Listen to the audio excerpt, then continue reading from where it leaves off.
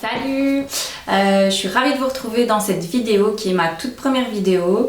J'avais envie de partager avec vous mon expérience par rapport au confinement. Donc le confinement voilà, qu'on vit tous actuellement, ou à peu près tous. Et j'avais envie d'apporter un autre point de vue, donc vous parler de ce que va m'apporter ce confinement. Parce que voilà, beaucoup de gens s'en plaignent, moi aussi. De ce confinement parce que c'est pas forcément facile, nos modes de vie habituels sont chamboulés, certains ne travaillent plus du tout, donc ont plus de temps libre. Là vous allez me dire, mais il est où le problème? C'est surtout qu'on ne peut plus sortir comme on veut, on peut plus aller voir nos proches, nos amis, comme on le faisait avant, aller boire des verres, aller au restaurant, aller au cinéma, ce genre de choses.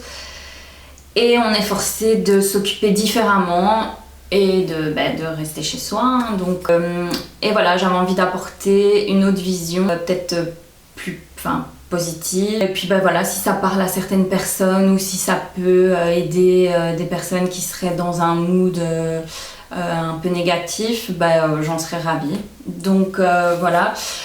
Pour vous parler de tout ça, il faudra que je commence par vous parler de comment était ma vie avant le confinement.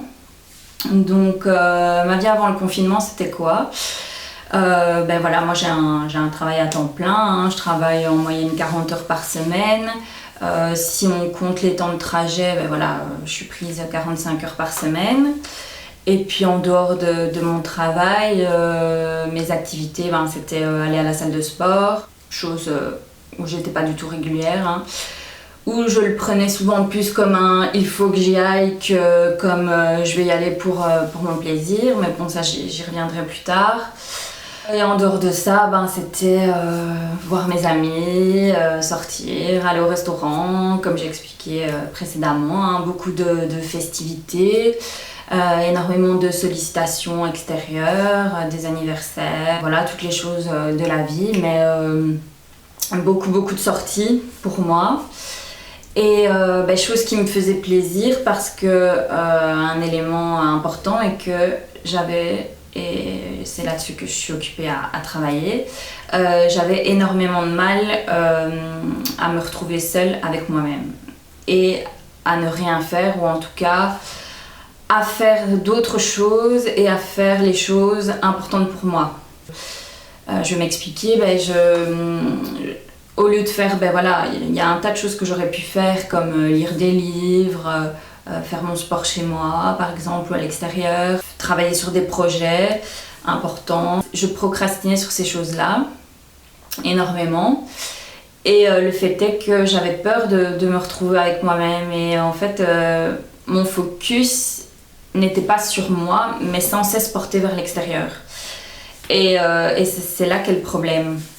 Et en fait, je me fuyais moi-même en étant à la recherche sans cesse de ces sollicitations extérieures et en mettant mon focus que là-dessus.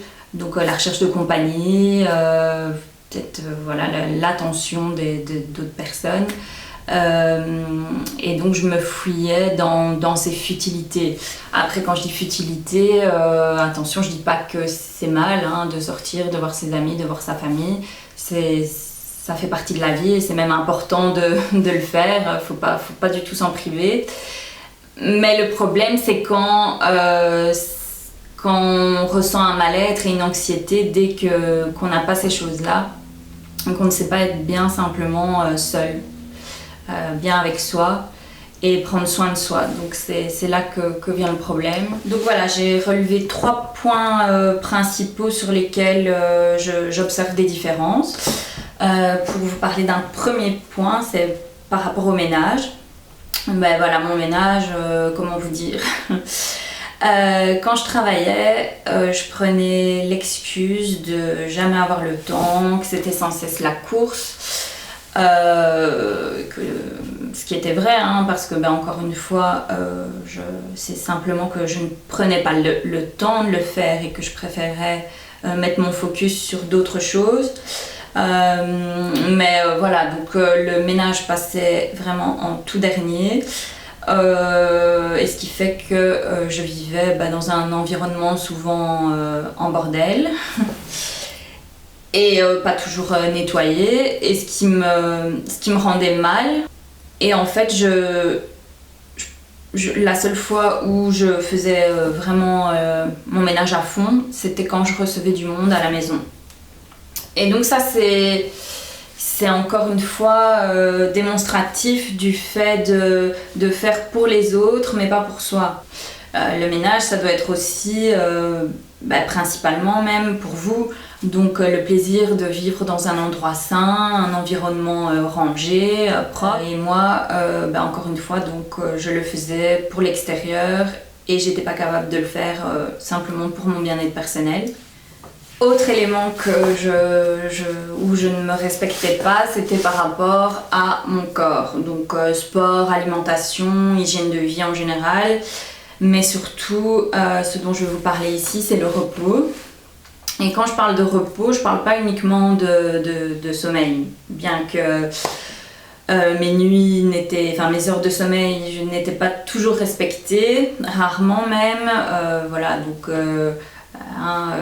Tu vas te coucher tard la semaine parce que tu chattes le soir sur ton téléphone plutôt que de lire un livre.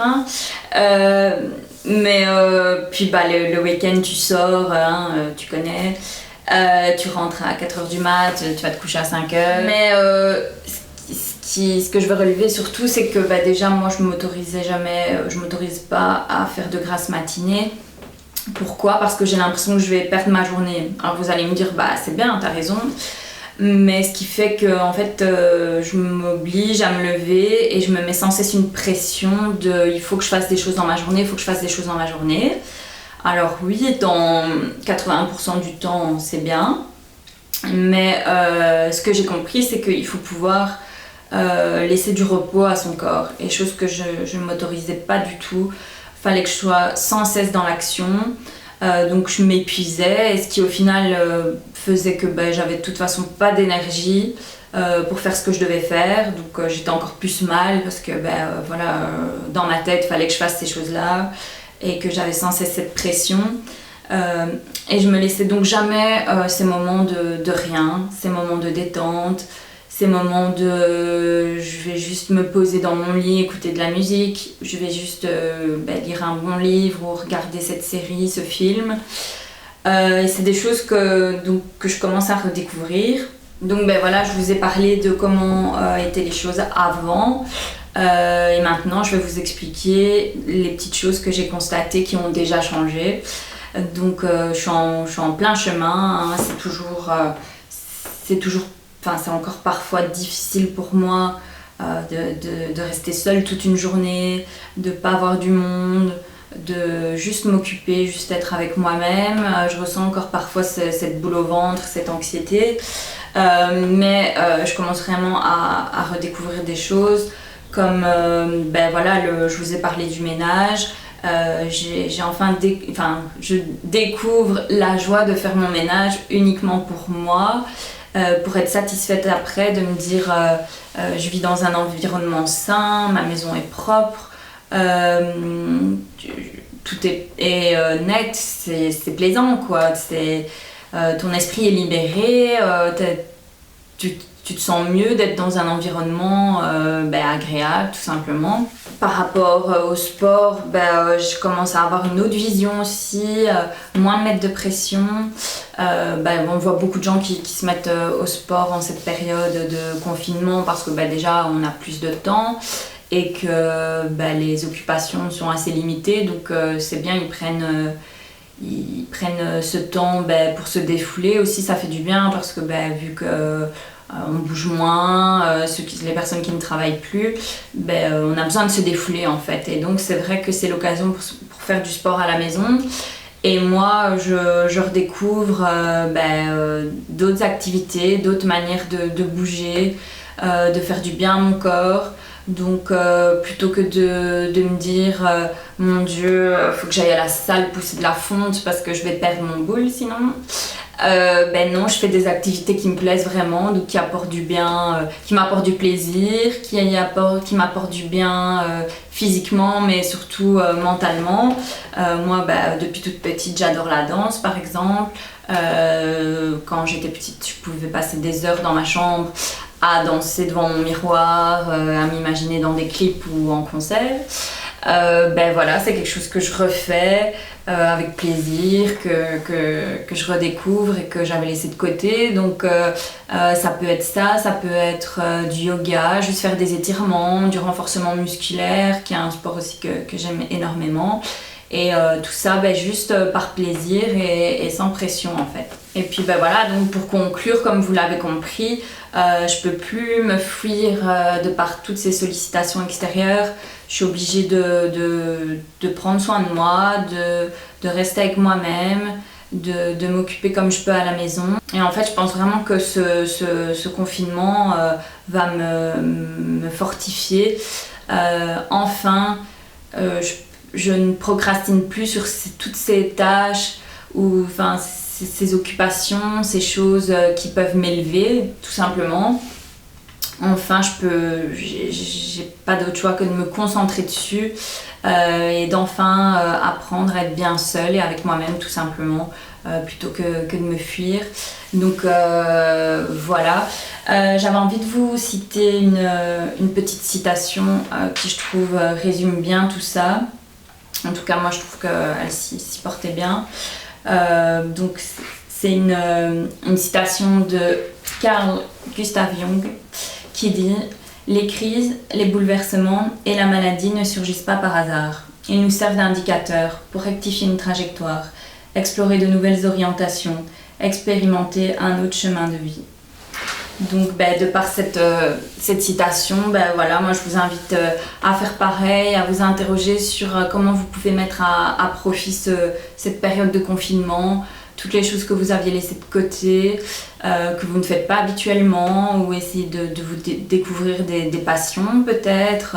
Il y a tellement un tas de choses que vous pouvez faire. Jouer d'un instrument, apprendre une langue, suivre une formation, lire des livres ou tout simplement prendre un peu plus de temps pour vous, pour regarder une série que vous vouliez regarder depuis longtemps, prendre des bains de temps en temps alors que d'habitude c'était une douche en 2 minutes, prendre soin de votre corps, vous faire un soin du visage, des soins pour vos cheveux, voilà, que sais-je, cuisiner, ça aussi on voit beaucoup de gens qui se mettent à la cuisine ou qui prennent le temps de cuisiner des plats maison. Mais de toute façon je ferai une deuxième vidéo sur une petite liste d'occupations, de choses que vous pouvez faire en cette période. Je trouve que c'est bien de pouvoir partager ça donne des idées. Donc voilà, j'espère que j'aurai été assez concise et que vous aurez compris le sens de tout ce que j'ai voulu dire. Donc voilà, je vous fais des gros bisous et je vous dis à la prochaine. Ciao ciao.